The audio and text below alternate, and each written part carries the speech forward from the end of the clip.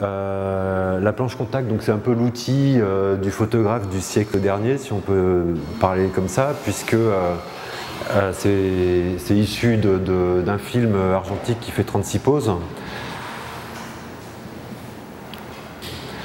Et j'ai choisi cette planche qui est un peu ambiguë, qui a priori parle de quelque chose de violent. Alors on pourrait penser qu'il y a des gens qui sont morts, c'est pas exactement ça. Il s'agit de personnes qui miment la mort. Quelques jours après le massacre d'Actéal, qui a eu lieu en décembre 1997, où un groupe de paramilitaires a massacré 45 personnes dans une petite église, et pour beaucoup des femmes et des enfants, d'un groupe religieux qu'on appelle las abejas, les abeilles, et qui est un groupe religieux assez proche des zapatistes.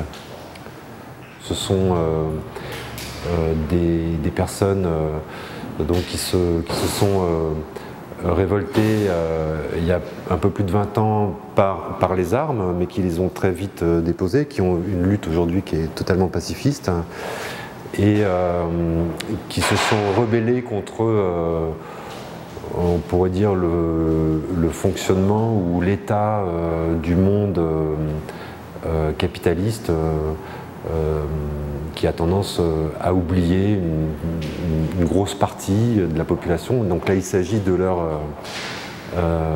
l'état du Chiapas, mais c'est aussi une histoire qui a beaucoup inspiré tous les mouvements altermondialistes qui ont eu lieu par la suite en Europe à partir de la fin des années 90, début des années 2000.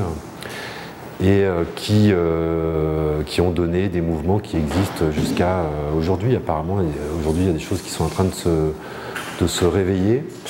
Et le Chiapas et les zapatistes ne sont pas complètement innocents dans toutes ces histoires. Donc c'est intéressant de voir comment une toute petite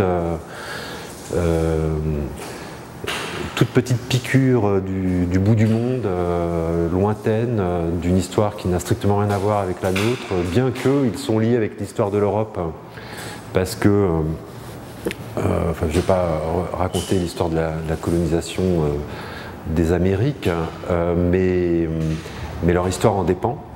Et ils sont beaucoup liés, comme le monde entier d'ailleurs, hein, au principe du capital. Et ils se sont révoltés contre ça pour créer leur propre autonomie. Et ça fonctionne. J'ai pas forcément une démarche de militant envers les zapatistes, mais en tout cas j'ai une démarche de curieux, et ça m'intéresse de voir que des petits hommes, quand je dis petits, c'est par la taille, et sont capables de faire des grandes choses et que ça a des répercussions dans le monde entier, quoi. Et ça, c'est très beau à observer, c'est très beau à suivre. Et cette vieille dame là,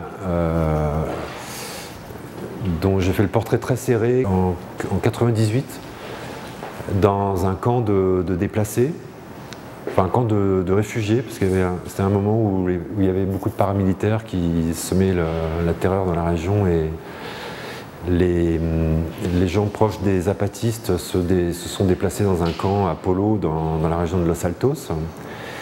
Et quand je l'ai photographié, son fils m'a dit « Elle a 100 ans, ma mère ». Et il était très fier que je la photographie. Et quand je suis revenu l'année d'après, et donc j'ai retrouvé la même famille qui se trouvait au même endroit, toujours dans le camp de déplacés. Et il m'a dit tu sais que ma mère a 100 ans, l'année d'après. Hein. Donc j'en ai déduit qu'il avait une relation au temps qui n'était pas forcément la même, et que, bien entendu, et probablement, elle n'avait pas de date de naissance précise, mais que c'était une vieille mamie qui avait toujours 100 ans. Et peut-être qu'aujourd'hui elle a encore 100 ans, mais ça fait quand même un bout de temps, donc je ne sais pas si elle est encore là.